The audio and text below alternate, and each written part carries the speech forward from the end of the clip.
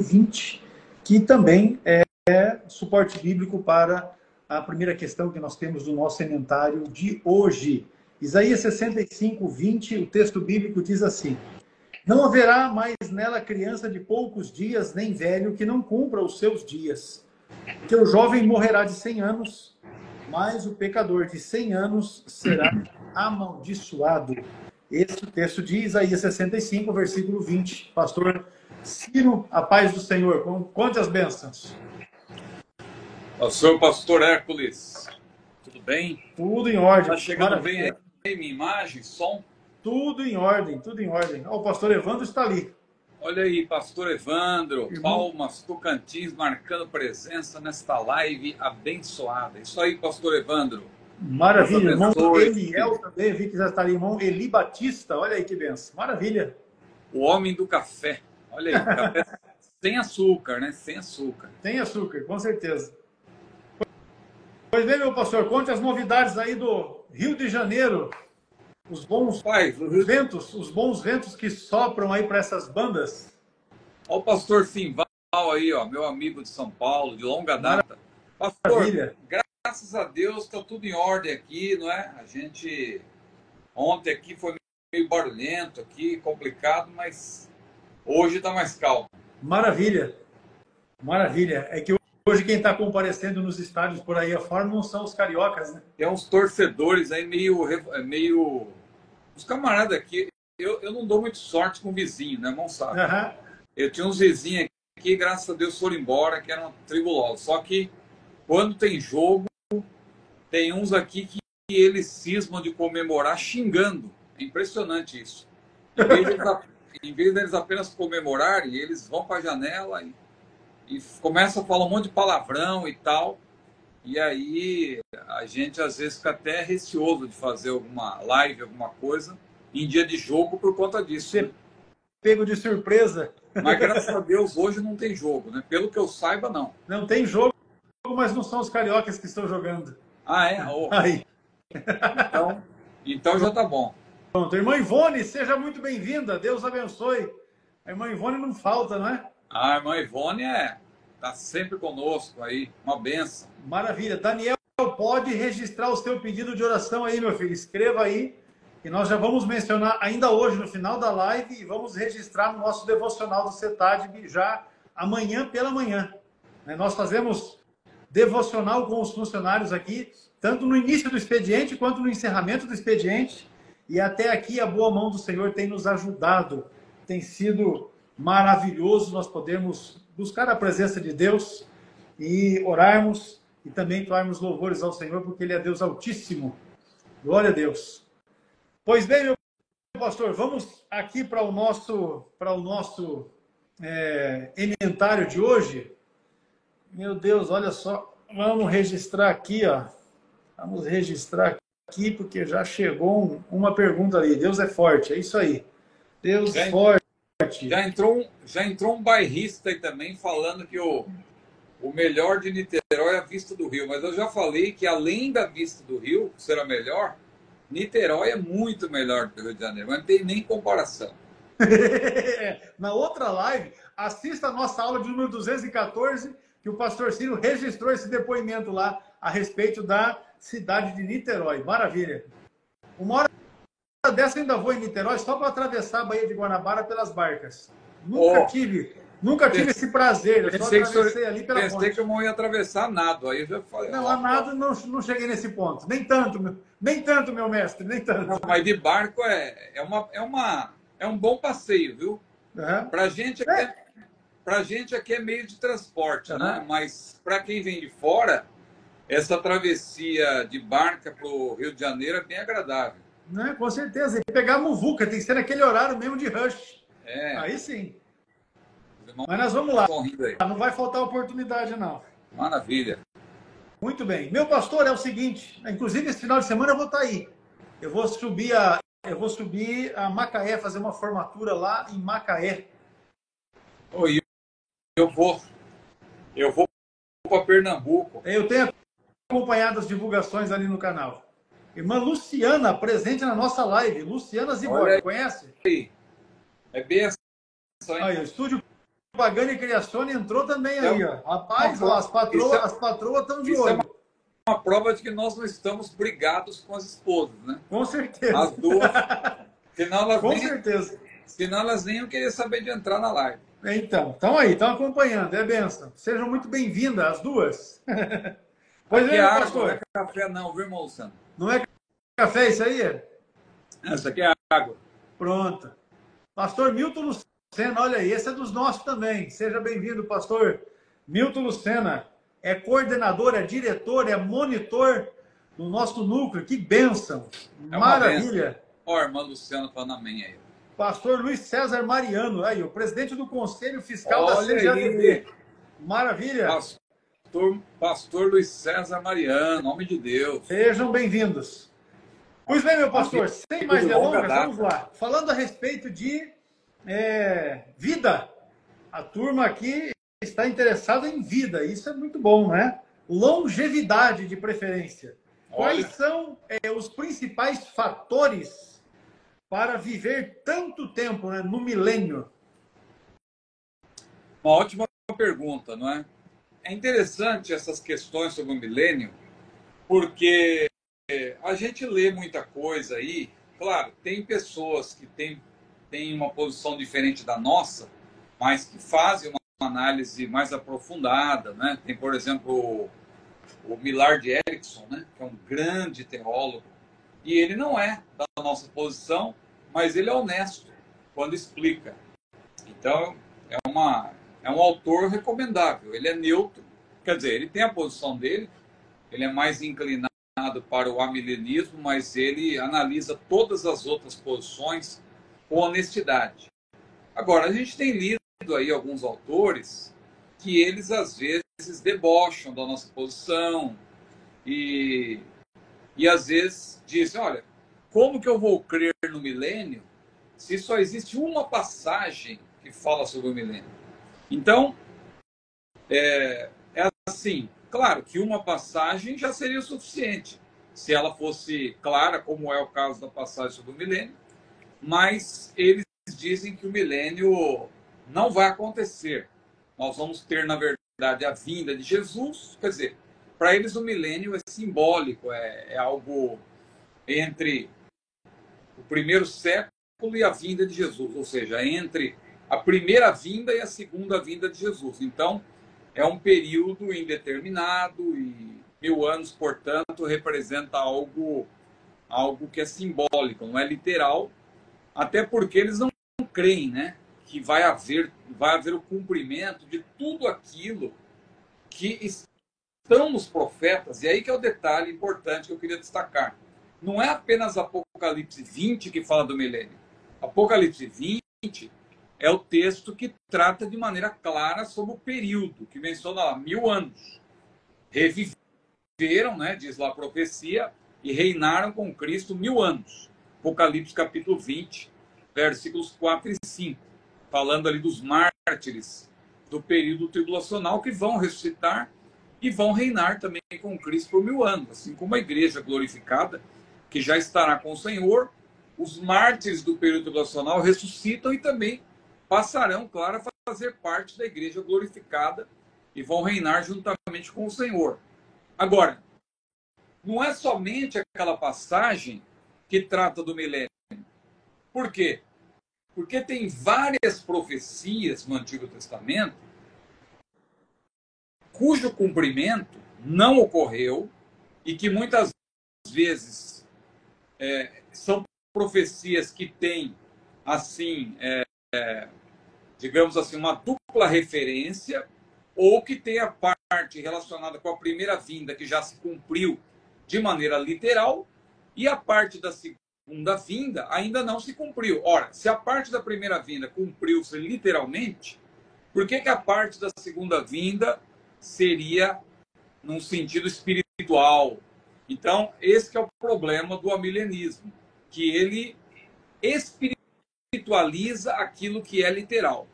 Então, nós vamos encontrar profecias do Salmo 2, Isaías em vários lugares, capítulo 2, capítulo 11, capítulo 60, capítulo 65, que mencionam profecias que ainda não se cumpriram, e, portanto, o seu cumprimento está guardado para o futuro. Mas os nossos irmãos amilenistas, o que eles fazem? Não, Jesus virá, vai ser tudo de uma vez só, não tem esse negócio de arrebatamento e descida de Jesus à terra, é tudo uma coisa só. Jesus já desce, a igreja encontra ele nos ares, já desce junto com ele, não entra no céu. E aí Jesus já faz novos céus, nova terra, tudo novo, e estaremos com o Senhor por toda a eternidade aqui na terra. É o que dizem os amilenistas. Ou seja, não vai ter o período milenial, porque isso não entra na cabeça deles. Eles acham que isso é uma coisa absurda. Ou seja, eles querem saber mais do que Jesus, no caso. Querem saber mais do que Deus. Ah, por que vai precisar 1000 anos? Isso aí não tem lógica. Por que um milênio e Deus vai estabelecer uma nova ordem e tal? A questão toda é que não tem como, por exemplo, haver morte quando Deus fizer novos céus, nova terra. A Bíblia diz em Apocalipse, capítulos 21 e 22, claramente, que não vai ter morte. Agora, se não vai ter morte, alguma coisa está errada, porque tem profecia sobre o milênio, né, que nós chamamos de milênio, nós cremos que é o milênio, Isaías 65 e 20, por exemplo, que diz que haverá morte. Então não pode ser novos céus e nova terra, já naquele plano do estado eterno. Então, agora entrando na pergunta do nosso irmão, na resposta, né, que ele pergunta sobre os principais fatores para se viver tanto, já que vai haver, de fato, longevidade. Bom, em primeiro lugar, citando aí um pouco dessas profecias que eu mencionei, nós poderíamos citar Isaías. Se o senhor puder ler até, pastor Hertz, por gentileza, agora, para lançar luz sobre essas questões, Isaías 35, versículos 1 e 2, e também o versículo 7. O deserto e os lugares secos se alegrarão com isso, e o ermo exultará e florescerá como a rosa. Abundantemente florescerá e também regurgitará de alegria e exultará. A glória do Líbano se lhe deu, bem como a excelência do Carmelo e de Saron. Eles verão a glória do Senhor, a excelência do nosso Deus. Verso 7. E a terra seca se transformará em tanques, e a terra sedenta em mananciais de águas. E nas habitações em que jaziam os chacais, haverá erva com canas e juncos. E também o capítulo 30, versículo 23, Isaías também. Isaías 30, 23. A mão ressecou aqui, rapaz. Aí, bora lá. Então se dará chuva sobre a semente com que semeares a terra, como também pão da novidade da terra, e esta será fértil e cheia. Naquele dia, o teu gado passará em lugares largos de pasto. Então, essas profecias aí, por exemplo, elas se encaixam no milênio, quando o mundo vai experimentar uma nova ordem de fato, né? Então, Jesus vai estar reinando literalmente, toda a terra será revitalizada, Ezequiel também mostra isso.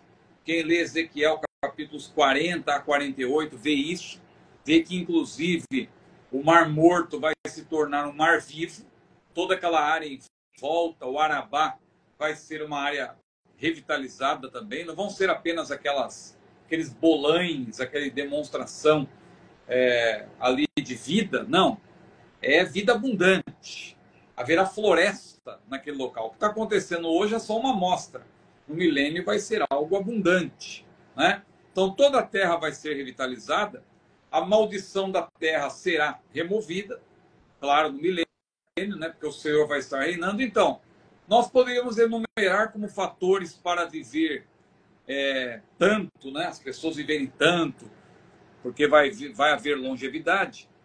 Essa própria revitalização da terra, também não haverá guerras, porque o príncipe da paz vai estar reinando, e a Bíblia diz que ele vai reinar com vara de ferro, ele vai reger o mundo com vara de ferro. Quer dizer o quê? Ele vai julgar com justiça, não vai haver impunidade, ele vai ser firme, não vai haver o que existe hoje aí, corrupção e pessoa corrupta sai da cadeia com facilidade e acontece uma série de coisas aí que deixa as pessoas assim até indignadas, né, com o que acontece. O que é certo é errado, o que é errado é certo. Hoje em dia está acontecendo isso, mas no período milenial não, porque o príncipe da paz, o justo juiz, vai estar reinando com vara de ferro. Isso, claro, vai trazer benefícios sobre a vida social e econômica do mundo. Então, isso em si já faz com que a expectativa de vida, evidentemente, aumente. Então, não haverá guerras. Haverá justiça e haverá paz. Há textos proféticos que falam disso, como o Salmo 72 e também Isaías capítulo 11. É um capítulo muito longo, não é? Mas é importante ler, não aqui agora, mas você que está em casa acompanhando, você ter em mente o Salmo 72, Isaías capítulo 11. Haverá saúde plena, é outro item, não é? Isaías capítulo 33, versículo 24. Se o irmão puder ler aí também, por gentileza, pelo menos mais esse versículo. Claro. Isaías 33, versículo 24. São todos textos proféticos sobre o milênio. Isaías 33, versículo 24. E morador nenhum dirá, enfermo estou, porque o povo que habitar nela será absolvido da sua iniquidade. Então, morador nenhum dirá, enfermo estou. Significa, né, que o Senhor também vai fazer com que haja saúde. Então, a imortalidade ainda não estará presente, porque, claro, no caso, nós estamos falando dos povos naturais.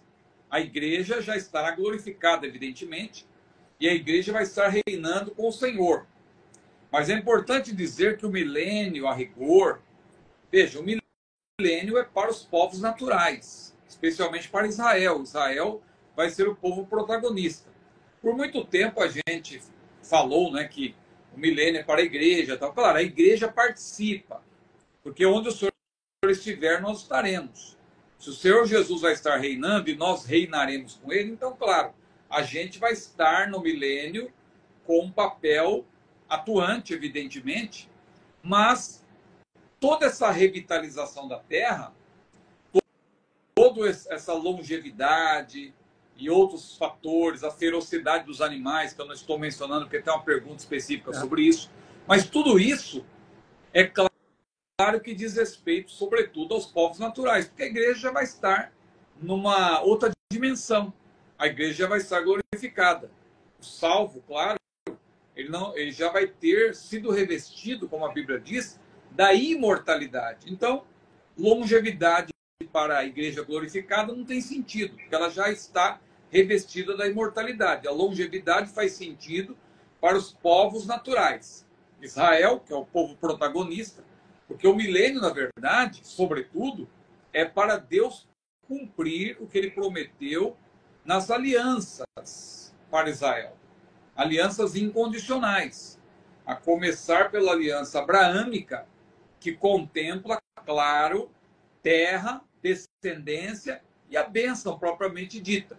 Esses três aspectos da aliança abraâmica estão lá em Gênesis 12, Gênesis 15, Gênesis 17.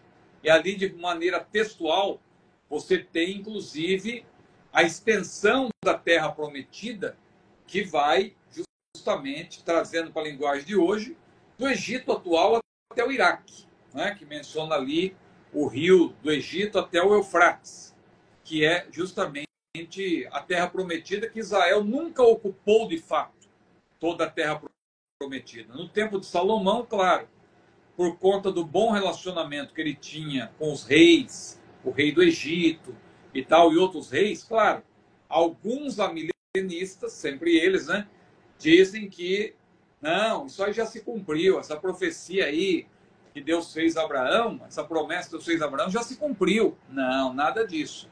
Vai se cumprir no milênio. É no milênio que Israel vai ocupar a terra prometida. Então, a bênção propriamente dita, que envolve, claro, tudo aquilo que Deus prometeu para a descendência de Abraão, que é Israel. Então, Israel é o povo protagonista do milênio. O milênio vai ser cumprido cumprido sobre Israel e, claro, os povos naturais das outras nações, porque vai ser um reino mundial, vão ser beneficiados também. A Bíblia diz que de Sião partirá a lei. Então, ou seja, Israel vai ser finalmente aquilo que Deus tinha prometido, se Israel fosse fiel também, naquela aliança que não era uma aliança incondicional, mas uma aliança chamada condicional, chamada aliança do Sinai, ou de Horebe, que é aquela aliança pela qual o Senhor disse que se Israel fosse obediente, Israel seria um reino sacerdotal. Ou seja, além de haver sacerdotes em Israel para os israelitas, sacerdotes que tinham que ser da tribo de Levi e também da família de Arão, mesmo assim, Israel precisando de sacerdotes, né, os israelitas, todo Israel seria, na verdade, um reino sacerdotal. Significa que todos os povos da terra deveriam ser abençoados por meio de Israel. Isso vai acontecer no milênio.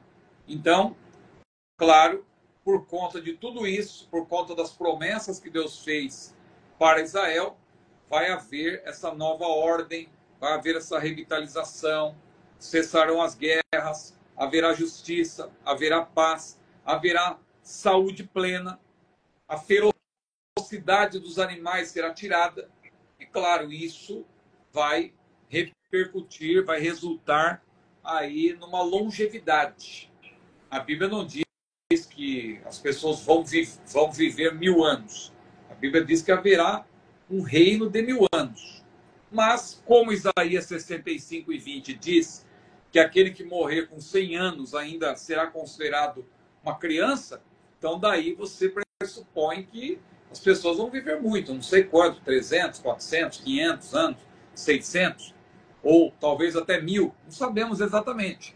Porque quando retrocedemos lá para Gênesis, no começo de todas as coisas, a gente via lá pessoas vivendo 900 e tantos anos, né? O Matusalém, por exemplo, e tantos outros viveram muitos anos. Então, eu creio que no milênio nós teremos algo parecido. Não é que as pessoas já vão estar numa condição glorificada. Os povos naturais, não. Mas elas vão desfrutar, claro. O pecado ele vai estar presente, claro. Mas elas vão desfrutar dessa nova ordem e, por conta disso, haverá longevidade. Maravilha, meu pastor. Está esclarecida essa questão. Foi bom que você entrou numa situação que eu ia dizer para você, para pontuar, porque a gente sempre usa aqui, nas nossas aulas, o termo povos naturais. Mas você já explicou aí a questão, que às vezes aquele que está chegando hoje, na primeira vez aqui, não entende quem são os povos naturais, mas ficou bem claro, joia a compreensão, ficou show. Agora, a outra questão que nós temos diz assim: haverá salvação no milênio? Essa pergunta é uma pergunta daquelas que nós consideramos recorrentes, né? Em outros momentos ela já apareceu aqui, porém, eu até verifiquei numa live que nós fizemos no ano passado. Então, eu acho válido a gente mencionar essa questão a respeito da salvação no milênio, uma vez que recentemente numa live nós já falamos a respeito da salvação no período tribulacional e agora a questão da salvação no milênio. Em primeiro lugar, quando começar o milênio, só para explicar novamente essa questão dos povos naturais, só para esclarecer, né? Então, a nossa sequência dos acontecimentos, segundo a nossa perspectiva, porque nós somos pré-milenistas dispensacionalistas. Então, só para explicar, o pré-milenismo dispensacionalista, ele é futurista e ele é também pré-tribulacionista. É diferente do pré-milenismo chamado histórico, né? Eu digo chamado porque eles acabam aí querendo também dizer que os milenistas, os milenaristas do primeiro século, dos primeiros séculos, eram também pós-tribulacionistas. Que isso não é verdade, porque não havia nenhuma posição oficial.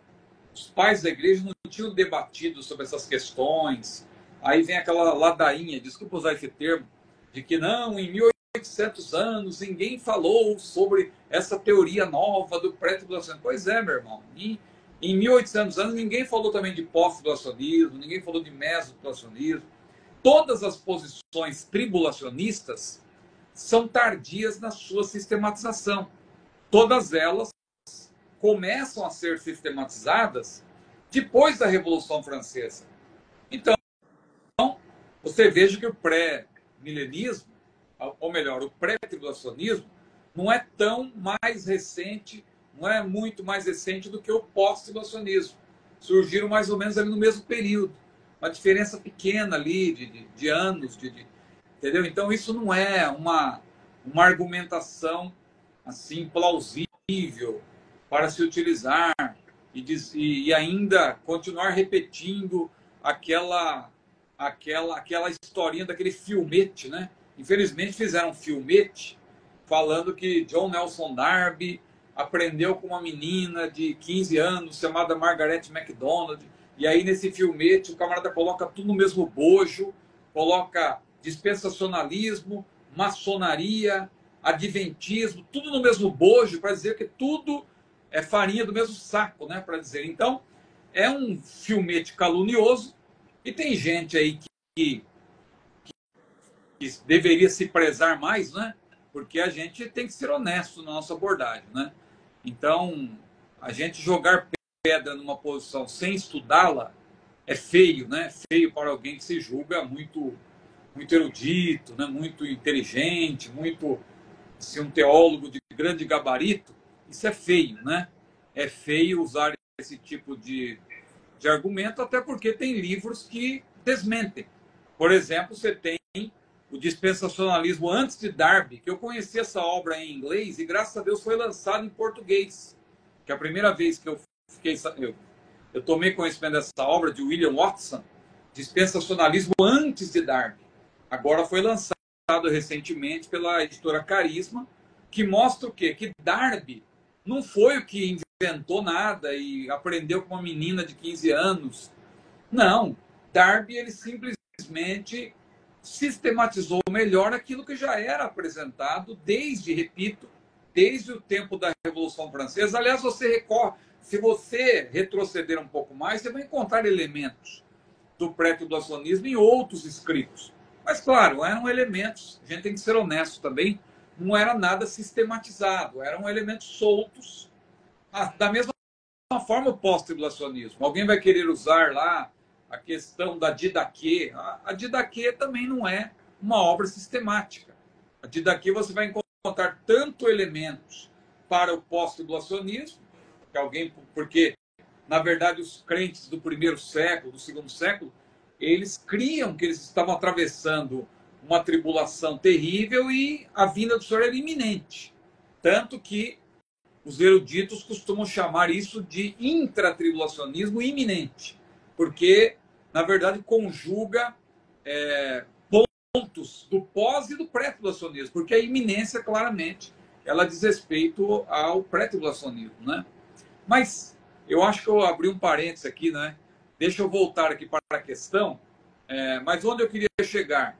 Eu queria dizer que a nossa posição é o pré-milenismo dispensacionalista. E o pré-milenismo dispensacionalismo, ele abarca o futurismo e ele abarca também o pré-tribulacionismo. Então nós cremos, era aí que eu ia falar, nós cremos que a sequência é a seguinte: o arrebatamento é o evento desencadeador, a igreja ela é arrebatada, ela entra no céu, ela, claro, antes ela é galardoada, porque Jesus disse: eis que cedo vem, o meu galardão está comigo para dar a cada um segundo a sua obra. A igreja então entra no céu. Lá no céu, claro, ela vai participar das bodas do Cordeiro. Mas só está lá no capítulo 19. Pois é, porque existe um longo parêntese entre o capítulo 5 e o capítulo 19, porque não tem como descrever ao mesmo tempo. Claro que João, ele ora vê o que está no céu, ora ele vê o que está na terra, mas quando é para descrever muitos acontecimentos do período tribulacional, claro, aí deixa-se um pouco de se mencionar o que está acontecendo no céu para apresentar todo o desdobramento do período tribulacional na terra. A só no capítulo 19 é que se menciona: vindas são as bodas do Cordeiro, e a sua igreja se ataviou. E a sua noiva, né, que é a igreja, claro, se ataviou. Aquele vindas são, não é que alguém interpreta como se aquilo fosse um convite, porque Jesus vai descer e vai estabelecer as bodas na terra. As bodas do Cordeiro vai ser na terra. Não. Aquele vindas são, ali o tempo verbal ali no grego, né, é o chamado aoristo indicativo. E o aoristo indicativo demonstra o quê? Que o tempo verbal ali, né, demonstra que as bodas, na verdade, elas já terão começado lá no céu mesmo, antes de Jesus voltar. Então, aqueles vindas são, é porque elas já chegaram. No momento em que cai Babilônia, né? Porque Babilônia não vai cair, o sistema babilônico não vai cair quando Jesus estiver descendo. Porque o sistema babilônico, pela cronologia que você enxerga em Apocalipse, o sistema babilônico cai, e quem ajuda a derrubar o sistema babilônico é o próprio anticristo. Porque, na verdade, o anticristo e seus aliados, eles se voltam contra esse sistema babilônico, que é um sistema político, econômico, mundial, que deve ter também uma capital, uma cidade, mas é, sobretudo, um sistema, não está preso a uma localização geográfica. E esse sistema que vai estar a serviço do próprio anticristo, porque a Bíblia fala da mulher montada na besta. A mulher montada na besta é justamente Babilônia, é o sistema. Mas se está montado, está dominando a besta. Não, o texto é muito claro. A besta conduz a mulher. Ela está montada na besta, mas não é ela que está com as rédeas comandando. A besta está conduzindo aquela mulher que é o sistema. Mas chega uma hora que a própria besta, que é o anticristo, e seu próprio império, se volta contra esse sistema, o sistema cai. A grande Babilônia cai. Quando cai a grande Babilônia, aí é uma festa no céu. E aí se diz lá, vindas são as bodas do Cordeiro, a sua igreja, a sua noiva já se ataviou, já se aprontou. Então ocorre as bodas nos céus nesse momento em que cai Babilônia. Ou seja, ainda dentro do período tribulacional, no céu. Aí, no fim do período tribulacional, Jesus desce para vencer o anticristo, o falso profeta, amarrar Satanás por 1000 anos e estabelecer o milênio. Agora, quando Jesus desce para estabelecer o milênio, os inimigos do Senhor e da sua igreja e de Israel, claro, né, o remanescente israelita, vão pelejar contra o Senhor. E aí o Senhor, ele vem, diz a Bíblia, com as suas vestes salpicadas de sangue, que ali muita gente pensa que é porque é uma referência à morte de Jesus na cruz, né? Mas não, é um cumprimento de Isaías 63, que fala do sangue. Esse sangue, na verdade, é uma referência, porque é uma representação pictórica, é o sangue dos inimigos. Porque ele pisa o lagar. Pisar o lagar, né? Quando a pessoa pisa o lagar, ela sai com as roupas manchadas de uva. Respingadas, né? Respingadas da uva. Mas, na verdade, ali é uma referência simbólica, não é? Não é que Jesus vai estar, de fato, com as roupas manchadas, porque ele nem vai entrar em luta corporal, ele vai vencer o anticristo com a sopro da sua boca. Mas isso, profeticamente, diz que Jesus vai vencer os inimigos. Vai vencer o anticristo, vai vencer o falso profeta, vai lançá-los no lago de fogo. Os inimigos vão ser mortos também, aqueles que formarem parte dos exércitos do anticristo. E aí Jesus desce. Quando ele desce, que ele vence os inimigos, ele vai se assentar no seu trono, como diz lá Mateus capítulo 25. Quando Jesus vier em glória, ele vai se assentar no seu trono para julgar as nações. Mateus 25, versículo 31. Aí que acontece o julgamento das nações vivas, dos gentios, porque nem todos terão tomado parte nos exércitos do anticristo, mas aqueles que apoiaram o anticristo, aqueles que se aliaram ao anticristo, aqueles que se voltaram contra Israel, Então, o justo juiz ele vai apartar esses gentios, como o pastor aparta, diz a Bíblia, as ovelhas dos bodes. Então, aqueles que estiverem à sua direita, que são as nações ovelhas, são aqueles que vão ser absolvidos e vão entrar no milênio, claro, como salvos. Os outros, cara, eles vão ser condenados de imediato. Esses aí já entram direto no lago de fogo, porque eles vão ser julgados e condenados. E aí o milênio, então, começa com uma terra totalmente... O Senhor vai restaurar a terra. Esses povos que entram no milênio são povos naturais que não estão glorificados, mas vão estar com status de salvos, porque eles terão encontro com o justo juiz ali, vão ser absolvidos. Só que entrar na qualidade de salvo não quer dizer que eles já estão salvos para sempre. E outra coisa, tem que perseverar. E outra coisa, vão nascer pessoas durante esse período. E as pessoas que vão nascer dentro do período, imagine 1000 anos, quantas pessoas não vão nascer. Pensem em quantas pessoas nasceram do ano 1001 até o ano 2000, no espaço de 1000 anos.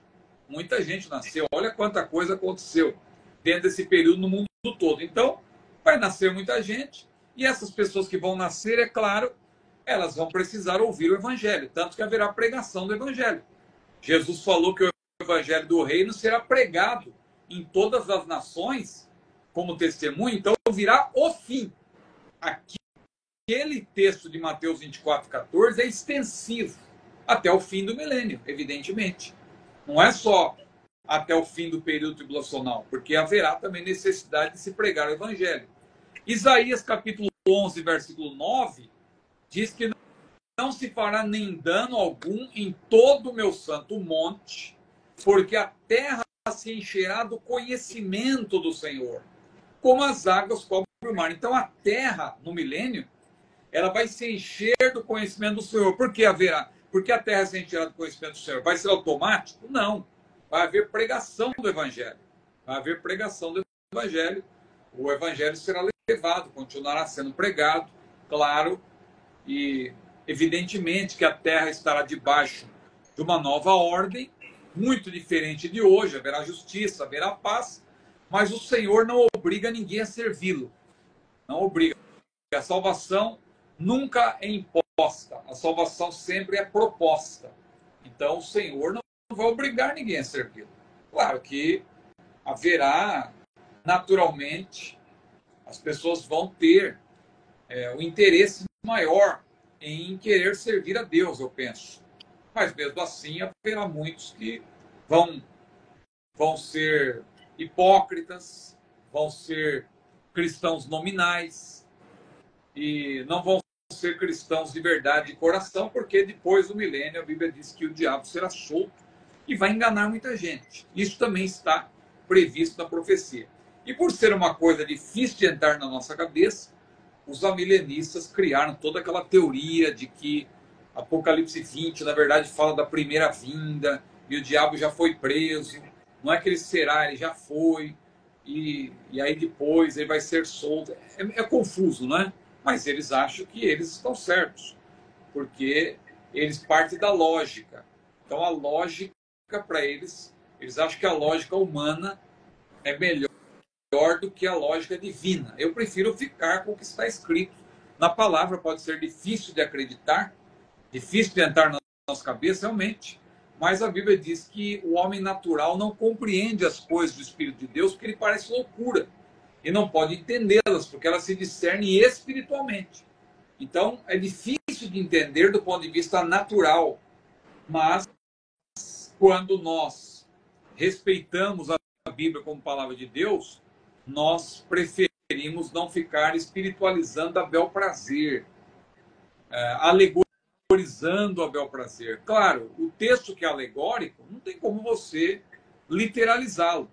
O próprio contexto mostra quando você está diante de uma alegoria. Agora, quando você não tem como sustentar que o texto é alegórico, é melhor você defender a sua literalidade e esperar. Esperar. Quem pode cumprir é o Senhor. Há muitas coisas que os homens já zombaram. Veja, uma coisa que os amilenistas do passado achavam que era impossível, era Israel voltar para sua pátria. Não, isso aí já se cumpre na igreja. A igreja é o Israel de Deus. Essa conversa aí de que Israel vai voltar para sua terra e vai ter de novo o seu estado lá em Jerusalém, isso é conversa. Pois é, poderá nascer uma nação num só dia, né? Disse o profeta. Claro, uma pergunta retórica, porque foi exatamente o que aconteceu com Israel. O que aconteceu com Israel. Israel, num só dia, ele ali se agarrou àquela determinação, vamos dizer assim, né? Da ONU, né? E aí Israel se apegou àquilo e aceitou o plano de partilha proposto pela ONU e declarou a sua independência. Ele voltou para sua terra, 14 de maio de 1948, ali, não tinha exército, não tinha praticamente nada, teria sido varrido, destruído totalmente se não fosse o cumprimento profético já ali. Claro, não é o cumprimento total, mas já é o cumprimento que o Senhor está realizando, porque a profecia prevê também, evidentemente, a restauração espiritual, mas a restauração nacional, ela já ocorreu. Só falta Israel ocupar todo o território. Isso eu creio que só vai acontecer no milênio, evidentemente. Mas hoje Israel já é uma nação e uma potência. Realidade, né? Uma realidade. Então, mas mesmo assim, os amilenistas dizem, não, isso aí foi por acaso. Não é... Veja, não tem como você achar que Deus não vai cumprir o mais que ele prometeu. Ele já está dando até amostras, né? Nós estamos vendo amostras. O Mar Morto lá começou a ter aqueles bolanes, que são amostras. O deserto começou a florescer. Israel é um grande exportador de flores, e ele planta justamente no deserto. Não é? Então Deus deu capacidade para Israel fazer isso. Então o exército tem florescido já. Mas claro, aquela profecia é sobretudo para o milênio. No milênio tudo vai se cumprir. A Bíblia fala do rio que vai brotar debaixo do templo de Deus, que vai revitalizar toda aquela área. Tudo isso está em Isaías 40 a 48, e aquilo não é para o estado eterno, aquilo é para o milênio. É para o milênio. E Deus vai cumprir tudo aquilo, mas como, não é? A gente... É melhor esperarmos, mas eu prefiro crer que Deus vai cumprir, Deus vai honrar o compromisso que ele tem com a sua palavra. Muito bem. Porque estamos estudando na escola dominical que ele é fiel. Fiel, exatamente. E cumpre as suas promessas, né? Não tem como deixar de registrar essa verdade, que também é bíblica. Agora vamos para a questão relacionada à marca da besta. A marca da besta é um chip ou um decreto dominical? Eu penso que não é nenhuma coisa nem outra. Nem outra, né? Com certeza. Essa conversa do chip aí, o pessoal usa muito por causa da... aliás, esse chip já é uma realidade, né? Antigamente se falava de uma coisa, não, mas hoje em dia já está sendo usado em animais, né? Os pets. No Brasil, inclusive, é muito usado isso. Você já tem o chip implantado em pets. Em outros lugares também, em outros países, em pacientes, está sendo usado isso aí, né? Que é implantado justamente porque ali você tem toda a informação do paciente, porque às vezes num acidente, por exemplo, até você levantar a ficha do paciente para saber se ele é alérgico a algum tipo de medicamento, alguma coisa, se ele tem alguma enfermidade, alguma coisa. Veja, tudo isso aí já está presente nesse microchip, né? Então, por conta desse chip aí, muita gente falou, como outrora falaram também do código de barras e tal, e depois você viu o que aconteceu. Até no nossa credencial de pastor, né? Começou a aparecer o código de barra. Na Bíblia, né? Você virava a Bíblia, tinha lá o código de barras atrás, e aí ficou complicado defender essa posição. Aí, cartão de crédito, uma série de coisas começaram a criar, e hoje em dia você já vai ao banco, a coisa mais comum também, você usa só digital, e outros, a questão do olho, né? Tudo isso tem a ver com avanços tecnológicos. Claro, o anticristo, quando ele se manifestar, ele vai ter tudo isso à sua disposição. Ele vai ter todos esses avanços tecnológicos à sua disposição e ele vai usar. Agora, essa questão do sinal da besta, marca da besta, não é para nós nos preocuparmos com isso hoje. Isso é para o período tribulacional e a igreja já terá sido arrebatada. Claro, aqueles que viverem nesse período, aqueles que vão se converter dentro desse período, evidentemente, precisam se preocupar com isso. Mas a gente tem repetido também o seguinte: não é a marca que vai tornar a pessoa adoradora do anticristo. A pessoa, ela será convencida pelo falso profeta, ela será seduzida, porque o falso profeta ele vai usar de sedução, de engano, para convencer a pessoa de que o anticristo é o Cristo, porque uma coisa que muita gente não observa: o anticristo não é um inimigo de Cristo declaradamente. Ele é inimigo de Cristo, mas ele se apresenta como se fosse o próprio Cristo. Então, ele é pseudócristo no grego, né? Então, pseudócristo, ou seja, um falso Cristo. Muita gente vai pensar que ele é o próprio Cristo. E ao acreditar que ele é o Cristo, claro, a pessoa vai aceitar o seu domínio em todos os sentidos. E essa marca vai ser imposta. Num primeiro momento, ela vai ser proposta. Vai ser mediante sedução. Então, a pessoa ela vai aceitar adorar o anticristo para ser marcada, e é uma marca de fato. A Bíblia não diz como isso vai acontecer, mas é uma marca. É um estigma, é algo que realmente vai distinguir a pessoa para que ela seja algo real, físico, né? Para que se saiba que essa pessoa é uma adoradora do anticristo. Essa marca realmente tem que ser visível para que a pessoa possa comprar, possa vender. Não é para Deus, nem para o mundo espiritual, porque o mundo espiritual está vendo isso. Deus está vendo isso. Deus conhece, na verdade, os que são seus. Então, eu penso que não é chip. E também essa questão de decreto dominical é conversa dos adventistas, né? Os adventistas que têm essa ideia. E aí eles falam que a Babilônia, quando diz lá, caiu a Babilônia, sair do meio dela, né?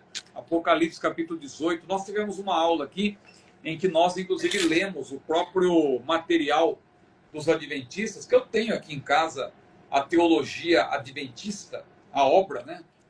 Calhamaço, é uma obra volumosa até dos adventistas, em que eles dizem com todas as letras que a Babilônia é a Igreja Católica Romana e também a própria Igreja Evangélica, a própria Igreja Protestante. Por isso que eles, às vezes alguém diz, por que nós não consideramos os adventistas, os nossos irmãos, primeiro, né, para além das heresias que nós, claro, já mencionamos aqui outras vezes, para além de tudo isso, eles próprios não nos consideram irmãos, né? Vamos dizer assim. Para eles, nós somos hereges. Então é isso que você precisa entender. Você precisa entender que os próprios adventistas olham para nós e nos consideram Babilônia. E um dos motivos pelo qual eles nos consideram Babilônia é porque nós não observamos a guarda do sábado. Então aí que eles criam toda essa teoria e afirmam que a marca da besta é até o domingo. Então eu penso, pastor Herpes, que a marca da besta não é nem um chip. Um chip, claro, é uma tecnologia que poderá ser utilizada pelo anticristo, como outras tecnologias também. Agora, a marca, é bom que se diga isso, não é para tornar uma pessoa adoradora do anticristo. A marca é para quem já é adorador do anticristo e vai receber a marca apenas para ser identificado. Então não é a marca que torna a pessoa adoradora do anticristo, é a pessoa que já é, que recebe, porque muito crente pensa isso. Não vou receber aquele chip, não vou receber aquela vacina, né? Teve a questão também da vacina. Com certeza. Não vou receber porque isso aí eu vou receber a marca do anticristo, eu vou receber e aí eu vou perder minha salvação. Veja, como se alguém pudesse injetar algo em nós e tirar de nós a certeza da vida eterna. Como assim? Não. Isso é a nossa certeza, transcende tudo isso aí, até porque nós estamos na mão do Senhor. Jesus falou: as minhas ovelhas ouvem minha voz, eu conheço, elas me seguem. E dou-lhes a vida eterna, e nunca hão de perecer, e ninguém as arrebatará da minha mão. Claro, se você se desviar, você que sai das mãos de Jesus. Não é Jesus que expulsa você, que sai daqui. Não. Há pessoas, o autor de Hebreus menciona isso, né? Aqueles que pisam o Filho de Deus, desprezam o Espírito Santo. Isaías 63, versículo 10 também fala disso, daqueles que pecam tanto contra o Espírito Santo que o Espírito Santo se torna seu inimigo.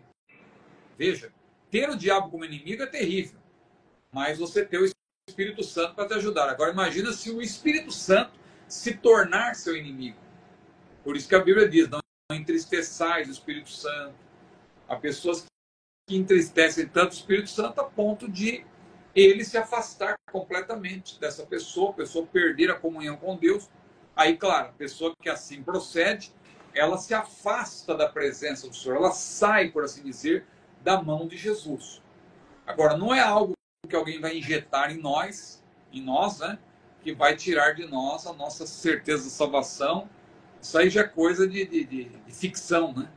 Filmes, né, de ficção, alguém injeta uma substância, a pessoa muda completamente e passa a adorar o anticristo, né? Então, o sinal da besta não é para hoje, é para o período tribulacional. Então, eu acredito que não é esse chip que todo mundo fala e muito menos esse decreto dominical. É uma marca mesmo que identifica a pessoa como adoradora do anticristo. Apocalipse 13, verso de número 16, assim, ó, e faz que a todos, pequenos e grandes, ricos e pobres, livres e servos, lhes seja posto um sinal na mão direita ou na testa. Sim. Então fica claro que vai ser algo que vai estar visível. Visível, exatamente. Vamos voltar aqui, meu pastor, para a questão do milênio. Os animais ferozes perderão a ferocidade no milênio? Então, tem alguns textos que mostram isso, né? Primeiro Isaías, capítulo 65, versículo 25, é aquele texto clássico, né? Que diz que o lobo e o cordeiro se apacentarão juntos. O leão comerá palha como boi, e o poste será comida da serpente. Não farão mal nem dano algum em todo o meu santo monte, diz o Senhor. Isso é para o milênio, não há dúvida. Também, se o senhor puder ler aí, um texto que é semelhante, também em Isaías, é no capítulo 11, versículos 6 a 8. Se o senhor puder ler, por gentileza, Isaías 11, versículos 6 a 8. Literalmente, irmão, Michael, que nós estamos explicando aqui. Isaías 11, 6 a 8. E morará o lobo com o cordeiro, e o leopardo com o cabrito se deitará, e o bezerro e o filho do leão e a nédia ovelha viverão juntos, e um menino pequeno os guiará. A vaca e a ursa pastarão juntas, os seus filhos juntos se deitarão, e o leão comerá palha como o boi, e brincará a criança de peito sobre a toca da áspide, e o já desmamado meterá a mão na cova do basilisco. Então veja que isso aí nunca se cumpriu, né? Isso vai se cumprir no milênio. Não é no estado eterno, porque no estado eterno haverá imortalidade, já é outra dimensão. Agora, no milênio, nós vemos aí, ó, a gente sempre cita aquele texto de Isaías 65 e 25, que é um texto clássico, né? O lobo e o cordeiro apacentarão juntos e tal. Mas aqui, esse texto que o senhor leu agora, fala do lobo com o cordeiro, o leopardo com o cabrito, o bezerro.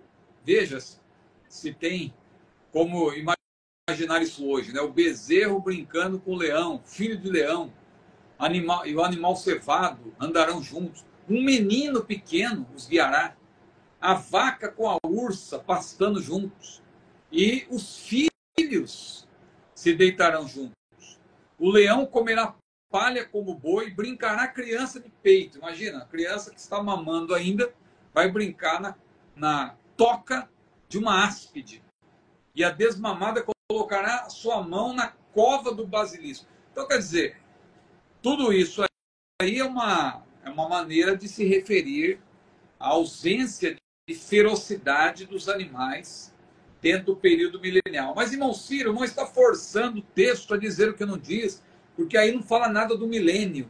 Não tem nenhuma referência direta ao milênio. Veja, de fato, você vai encontrar o termo 1000 anos só lá em Apocalipse, capítulo 20, versículos 1 a 7. Ali aparece 6 vezes o período, 1000 anos. Mas nós entendemos que só há um período em que poderá se cumprir todas essas profecias sobre longevidade, sobre a revitalização da terra, a ausência de ferocidade dos animais, somente quando Deus reinar. E vai continuar havendo pecado e morte, conforme Isaías 65 e 20. O irmão leu aí o 25, mas o 20 é aquele que a gente sempre menciona também, que menciona lá que o pecador de 100 anos, né, será morto. Então haverá morte e haverá pecado. Se o pecador de 100 anos será morto, é porque haverá pecado e haverá morte. E diz que o pecador de 100 anos, morto, vai ser considerado como se fosse uma criança.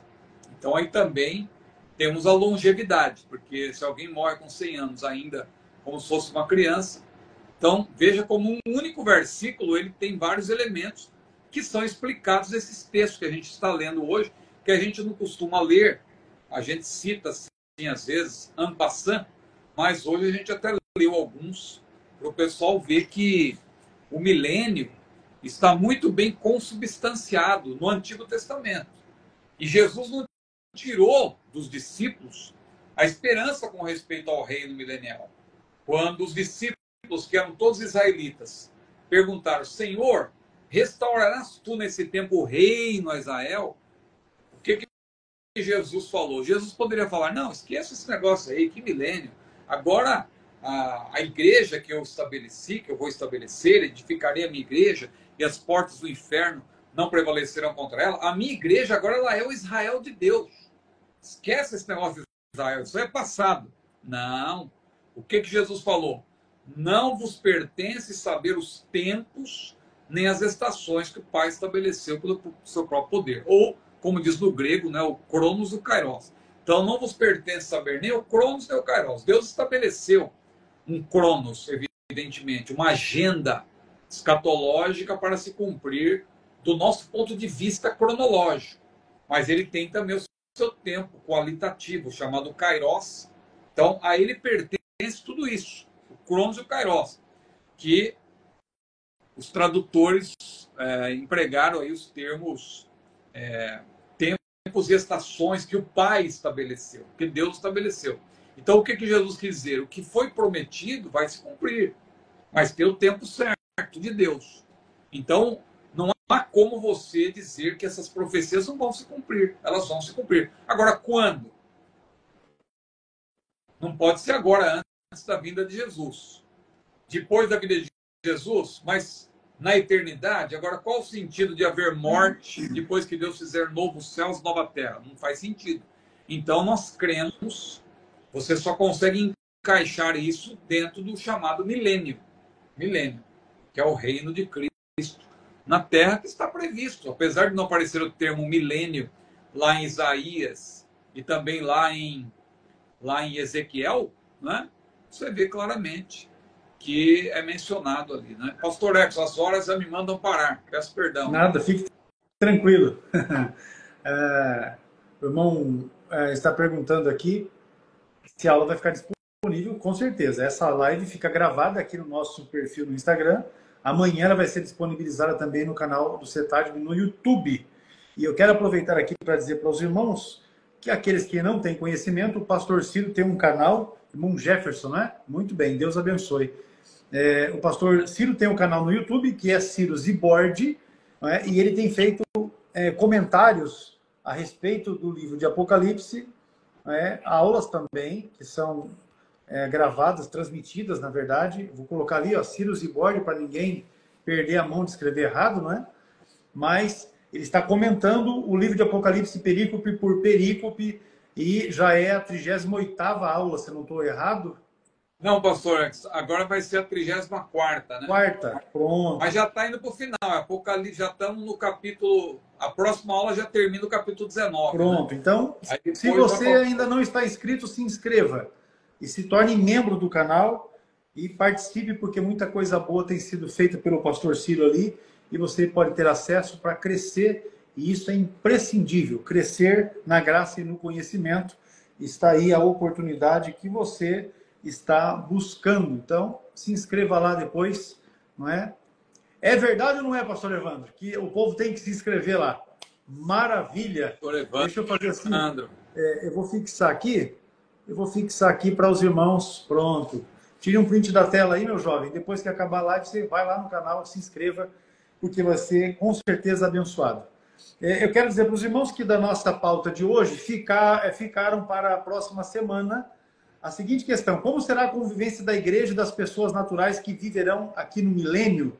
A outra questão, sobre haver morte de povos naturais no milênio. Como o diabo estará preso? A morte também não estará?